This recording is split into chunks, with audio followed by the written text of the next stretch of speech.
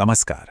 आज के इस विश्लेषण में हम इतिहास के एक ऐसे पन्ने को पलटनेंगे जिसने 18वीं सदी के भारतीय समाज की पूरी नींव को ही हिलाकर रख दिया था।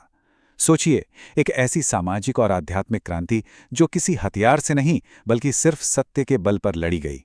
जी हाँ, हम बात कर रहे हैं छत्तीसगढ़ की धरती से उठी सतनाम क्रांति और उसके सूत्रधार दूरदर्शी संत गुरु घासीदास जी की। तो चलिए, बिना देर किए इस बेहद दिलचस्प और ऐतिहासिक सफर की शुरुआत करते हैं। अब जरा उस दौर की कल्पना कीजिए। 18वीं और 19वीं सदी का भारत, एक ऐसा समाज जो सख्त जातीय भेदभाव और कठोर छुआछूत की बेड़ियों में पूरी तरह से जकड़ा हुआ था। निचले तबके के लोगों के लिए सम्मान से जीना तो छोड़िए, बुनियादी मानवीय अधिकार भी एक सपने जैसे थे। सच कहूं तो वो एक ऐसा वक्त था जब इंसानियत कहीं बहुत पीछे छूट गई थी और इंसानों के साथ सचमुच जानवरों से भी बदतर सुलूक होता था। उस समय की जो कृषि अर्थव्यवस्था थी ना, वो पूरी तरह से शोषण पर टिकी हुई थी। दलित खेतिहर मजदूर, जिन्हें संवजिया कहा जाता था, उनकी जिंदगी बस दिन रात के शोषण का दूसरा नाम थी। अगर जिंदगी में कभी आपको भी दुख महसूस हुआ हो तो उस दौर की एक कहानी शायद आपको गहराई से छू जाएगी। कहते हैं, एक गरीब मजदूर हर दिन जी तोड़ मेहनत करता था, लेकिन उसके हिस्से में सिर्फ दुख ही दुख आता था। एक दिन वो टूट कर रो पड़ा और बोला, हे गुरु बाबा, अब मुझसे नहीं होगा। तभी एक बुजुर्ग संत ने उसके पास आकर कहा, बेटा, पेड़ जब बड़ा होता है तब हवा उसे सबसे ज्यादा हिलाती है, लेकिन याद रखना, वही पेड़ बाद में सबको छाया देता है। ये वही दौर था जब हर शोषित मजदूर किसी ऐसे ही मसीहा की राह देख रहा था जो उन्हें इस अथाह पीड़ा से बाहर निकाल सके। और ठीक इसी अंधकार के बीच उदय होता है हमारी आज की इस कहानी के नायक का, गुरु घासीदास जी। 18 दिसंबर 1756, गिरोधपुरी का एक बेहद साधारण और गरीब परिवार, जहां उनका जन्म हुआ। क्योंकि वो खुद इसी समाज का हिस्सा थे, उन्होंने इस बटे हुए समाज की कड़वी सच्चाइयों और उस दर्द को बहुत करीब से जिया था। बचपन से ही उनके मन में इस असमानता को लेकर एक गहरी छटपटाहट थी। और आप जानते हैं, यही वो दर्द था जिसने आगे चलकर उनके जीवन का एक बहुत बड़ा, एक महान उद्देश्य तय कर दिया। अब हमें अक्सर लगता है कि कोई भी क्रांति रातों रात शुरू हो जाती है ना, लेकिन इतिहास के पन्नों में झांकें तो तस्वीर कुछ और ही नजर आती है। दरअसल दमन के खिलाफ इस प्रतिरोध की वैचारिक शुरुआत एक सदी पहले ही 1657 में हरियाणा में संत बीरभान जी ने कर दी थी। लेकिन इसे एक विशाल संगठित आंदोलन का रूप मिला 1820 के दशक में, जब गुरु घासीदास जी ने छत्तीसगढ़ में सतनाम पंथ की स्थापना की। ये अपने आप में कोई छोटी बात नहीं थी। लेकिन ये सब हुआ कैसे? इसका टर्निंग पॉइंट था छाता पहाड़ के घने जंगल। हुआ यूं कि गुरु घासीदास जी जगन्नाथपुरी की पारंपरिक तीर्थयात्रा पर निकले थे, लेकिन सारंगढ़ के पास पहुंचते पहुंचते उन्होंने वो यात्रा बीच में ही छोड़ दी। उन्हें ये गहरा एहसास हो गया था कि जो सत्य वो बाहर ढूंढ रहे हैं वो किसी मंदिर या तीर्थ में नहीं बल्कि खुद उनके भीतर है। और बस वो छाता पहाड़ के उन खतरनाक जंगलों में चले गए ताकि वहां एकांत में तपस्या कर सकें और उस ज्ञान को पा सकें जो उनके लोगों को मुक्ति दिला सके। वहां जंगलों में प्राकृतिक बाधाओं के बीच पूरे 6 महीने की कठोर तपस्या के बाद उन्हें परम ज्ञान की प्राप्ति हुई। और वो ज्ञान था सतनाम, यानी सच्चा नाम या परम सत्य। उन्होंने ये महसूस किया कि ईश्वर निराकार है, वो किसी विशेष जाति, वर्ग या धर्म की बपौती बिल्कुल नहीं है। सत्य ही वो इकलौता जरिया है जो दुनिया के सभी इंसानों को एक समान बनाता है। ये विचार उस जमाने के हिसाब से सोचे कितना क्रांतिकारी रहा होगा। ज्ञान प्राप्ति के बाद जब गुरु घासीदास जी वापस समाज में लौटे तो वो सिर्फ उपदेश देने नहीं आए थे, वो अपने साथ एक पूरी की पूरी व्यवहारिक क्रांति लेकर आए थे। उन्होंने अपने अनुयायियों के लिए सतनाम पंथ का 7 सूत्रीय मार्ग तैयार किया।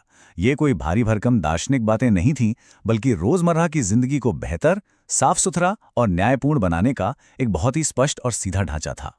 अगर हम इन सिद्धांतों को थोड़ा करीब से देखें तो पता चलता है कि उनकी सोच अपने समय से कितनी आगे थी। उन्होंने मूर्ति पूजा और जाति व्यवस्था का तो कड़ा विरोध किया ही, साथ ही अहिंसा, नशा मुक्ति और मांसाहार छोड़ने पर भी बहुत जोर दिया। और जो बात मुझे सबसे ज्यादा हैरान करती है वो है जानवरों के प्रति उनकी करुणा। उन्होंने पशु बलि पर पूरी तरह रोक लगा दी, और तो और ये नियम भी बनाया कि दोपहर के समय खेतों में हल नहीं जोता जाएगा, ताकि बेजुबान मवेशियों को भी आराम मिल सके। है ना कमाल की बात? और इस पूरे दर्शन, इस सत्य को दर्शाने के लिए एक बहुत ही शक्तिशाली प्रतीक बनाया गया, जैतखाम। सफेद रंग से रंगा हुआ लकड़ी का एक ऊंचा स्तंभ जिसके शिखर पर एक सफेद झंडा फहराता है। इसे सत्य के स्तंभ के रूप में स्थापित किया गया। ये सफेद रंग, ये झंडा, ये सब शांति, पवित्रता और एक ऐसे समाज का प्रतीक हैं जहां हर कोई बराबर है। आज भी अगर आप देखें तो ये सतनामी समाज की पहचान और उनके अटूट विश्वास का सबसे बड़ा निशान है। अब यहाँ हमारे सामने एक बहुत ही दिलचस्प सवाल खड़ा होता है। क्या शांति का एक सीधा साधा संदेश किसी ताकतवर साम्राज्य की क्रूर ताकत को हरा सकता है? क्योंकि इतिहास गवाह है, जब भी कोई सत्य और समानता की बात करता है तो अहंकारी सत्ता उसे कुचलने की पूरी कोशिश करती है। और यहीं से हमारी ये कहानी एक बहुत ही नाटकीय और ऐतिहासिक मोड़ लेती है। हम बात कर रहे हैं हाथी पत्थर की उस मशहूर कथा की। सोना खान के राजा धर्मजय का अहंकार इसका सबसे बड़ा उदाहरण है। हुआ ये कि जब गुरु घासीदास जी का प्रभाव और उनके मानने वालों की संख्या तेजी से बढ़ने लगी तो राजा धर्मजय बुरी तरह बौखला गया।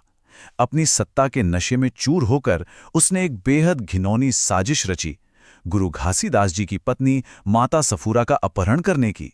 राजा ने अपनी पूरी सेना और युद्ध के विशाल हाथियों के साथ उन पर चढ़ाई कर दी। सोचिए, एक तरफ एक निहत्था संत और दूसरी तरफ एक क्रूर साम्राज्य की पूरी ताकत। लेकिन जोंक नदी के तट पर जो हुआ, उसने हमेशा के लिए यह साबित कर दिया कि सच्ची शक्ति हथियारों या हिंसा में नहीं होती, वो केवल सत्य और सतनाम में बसती है। गुरु घासीदास जी ने अपनी रक्षा के लिए कोई हथियार नहीं उठाया, उन्होंने सिर्फ अपने तपोबल और सत्य का प्रयोग किया। कथाएं बताती हैं कि उनके तेज से राजा के वो विशाल युद्ध के हाथी उसी जोंक नदी में पत्थर बन गए और राजा का सारा अहंकार पलक झपकते ही चकनाचूर हो गया। आपको जानकर हैरानी होगी कि इस ऐतिहासिक घटना के प्रमाण आज भी मौजूद हैं। अगर आप आज भी जोंक नदी के पास जाएं तो वहां हाथी पत्थर के रूप में विशाल चट्टानें मौजूद हैं, जिनका आकार बिल्कुल हाथियों जैसा है। सतनामी समाज के लिए वो महज पत्थर नहीं हैं, वो मूक गवाह हैं, साक्षी हैं। वो इस बात का जीता जागता सबूत हैं कि कैसे सत्य और शांति की ताकत के आगे बड़े से बड़े अत्याचारी को भी घुटने टेकने ही पड़ते हैं। खैर, कोई भी सच्ची क्रांति सिर्फ एक इंसान के जाने के साथ खत्म नहीं होती। गुरु घासीदास जी के बाद इस महान आंदोलन की मशाल उनके पुत्र गुरु बालकदास जी ने संभाली, और उन्होंने सिर्फ इस पंथ को संभाला ही नहीं बल्कि पूरी ताकत से इसकी रक्षा भी की। गुरु बालकदास जी के नेतृत्व में इस पंथ का प्रभाव पूरे मध्य भारत में फैल गया और यह समुदाय पहले से कहीं ज्यादा संगठित और सशक्त होकर उभरा। इस पूरी क्रांति का जो सबसे मूल, सबसे शक्तिशाली मंत्र था वो था मन खे एक समान, यानी दुनिया के सभी इंसान एक समान हैं। सच कहूं तो ये कोई साधारण नारा नहीं था। इसने सदियों से शोषित और हाशिए पर पड़े लोगों के अंदर आत्मसम्मान और एकजुटता की वो आग पैदा की जिसने उन्हें समाज में सिर उठाकर जीने का हौसला दिया। अगर हम थोड़ा रुककर 19वीं सदी की उस रूढ़िवादी सोच और सतनामी मूल्यों की तुलना करें तो नतीजे सच में चौंकाने वाले हैं। जहां एक तरफ का समाज हिंसा, छुआछूत और ऊंच नीच पर टिका था, वहीं सतनामी मूल्य पूरी तरह से समानता, अहिंसा और प्रकृति से प्रेम पर आधारित थे। आज हम जिन आधुनिक मानवाधिकारों और पर्यावरण संरक्षण की बड़ी बड़ी बातें करते हैं ना, गुरु घासीदास जी ने वो सिद्धांत सदियों पहले ही लागू कर दिए थे। वो अपने समय से बहुत बहुत आगे थे और उनकी वो विरासत आज भी जिंदा है। गिरौदपुरी धाम इसका सबसे बड़ा गवाह है। आज के समय में भी उनके करीब 40 लाख अनुयायी हैं।